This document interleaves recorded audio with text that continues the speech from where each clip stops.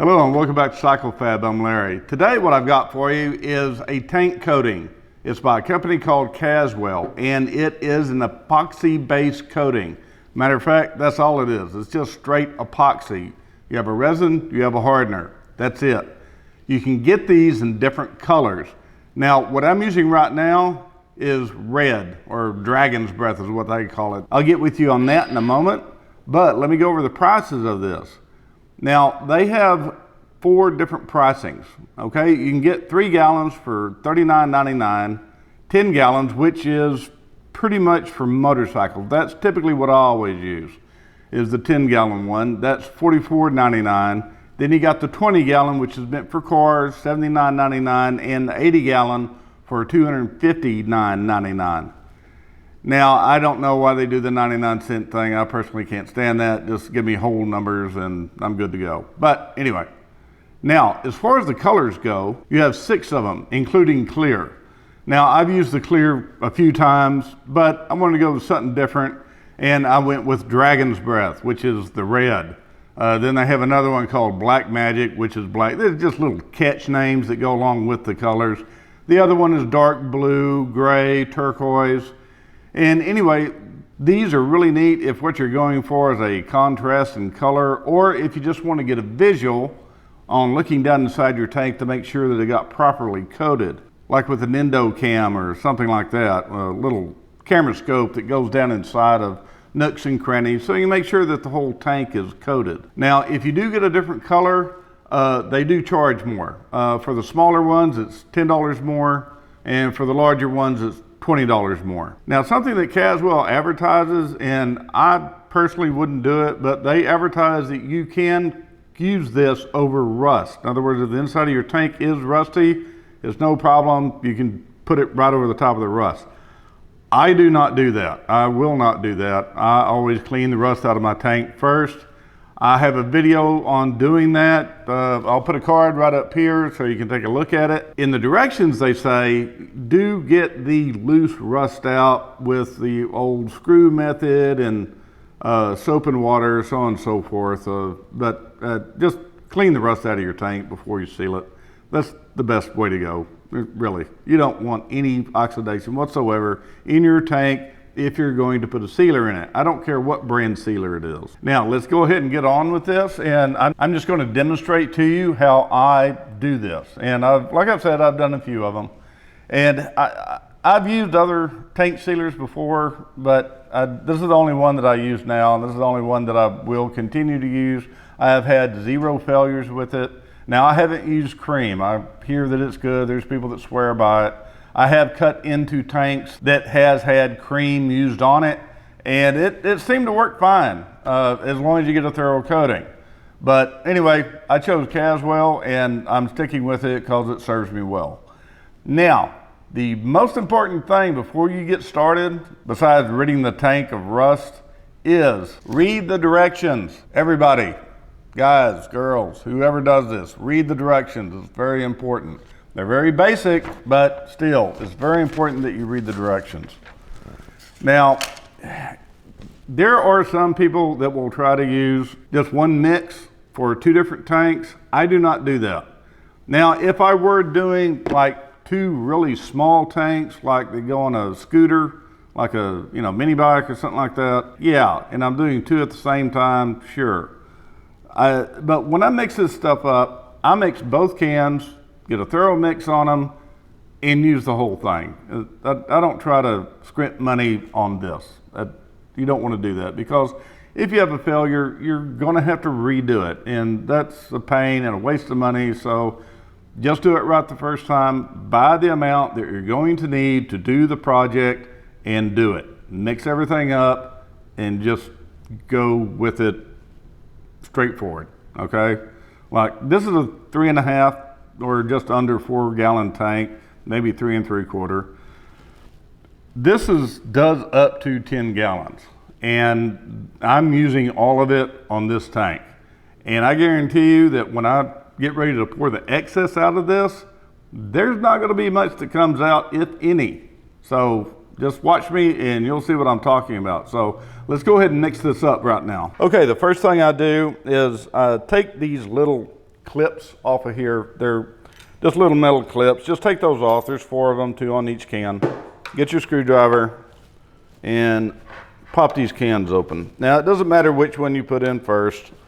I always put the big can in first, which is the resin. Pop this open. And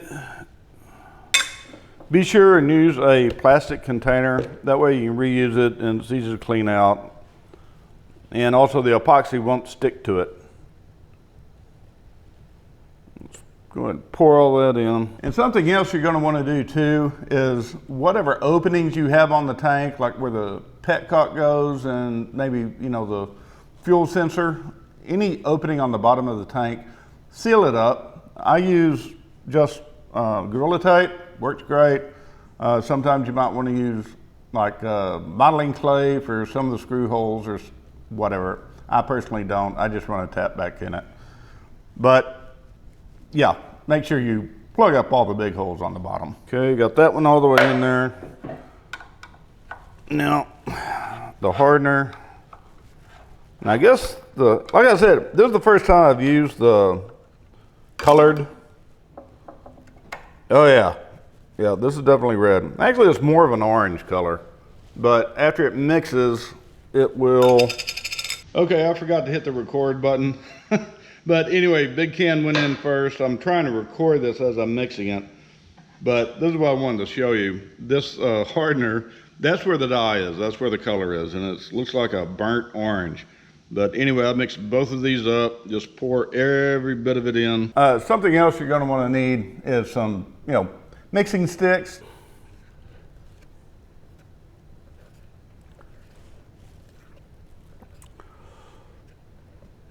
In some cases, you're going to want to use a funnel on this, but the opening in this tank, this is off of a Suzuki GS550, 1981, early 80s.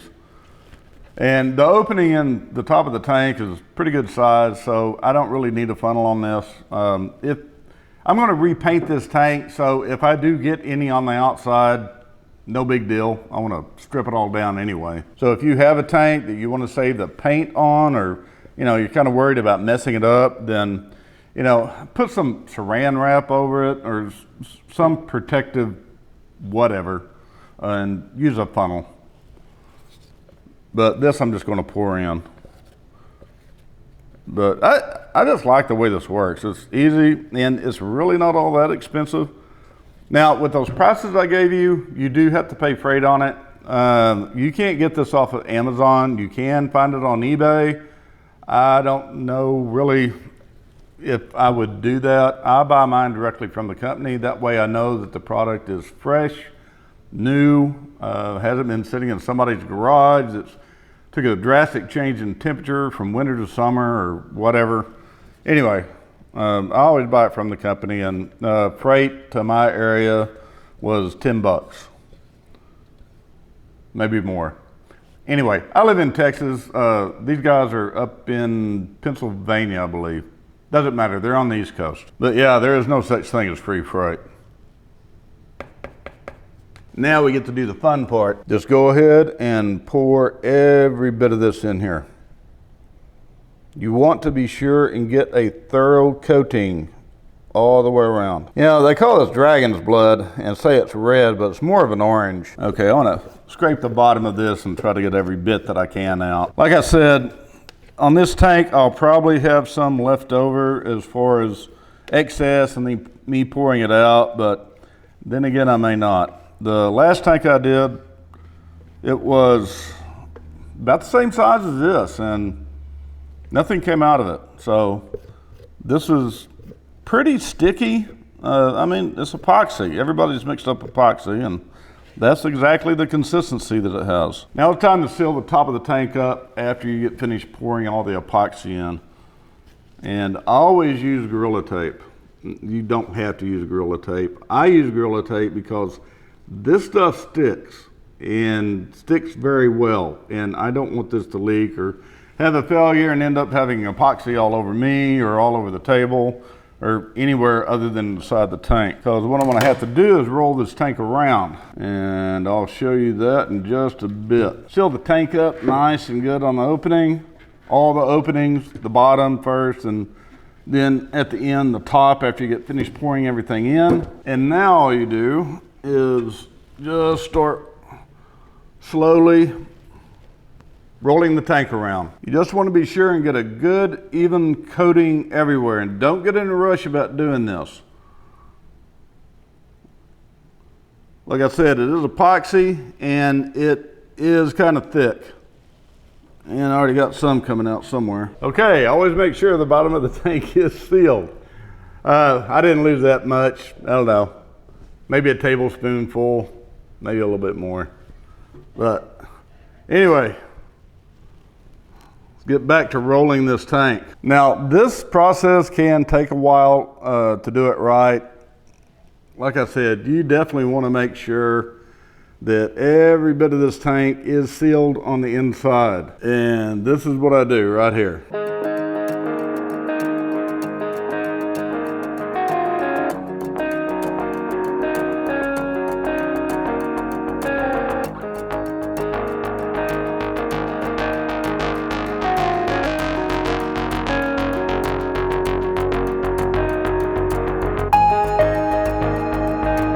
Okay, after I get finished rolling it around, I always undo the tape on the top just to get a visual down inside to make sure that at least for right there, everything's coated. I do have an endoscope that I have used in the past, and that way I go down inside and look to make sure everything's sealed, but I can't do that until after it's all dried or cured. So what we're gonna do is just take the tape off and peer down inside, and hopefully we don't see any bare steel. Okay, that looks pretty good if I can get some light in here. Okay, there you go.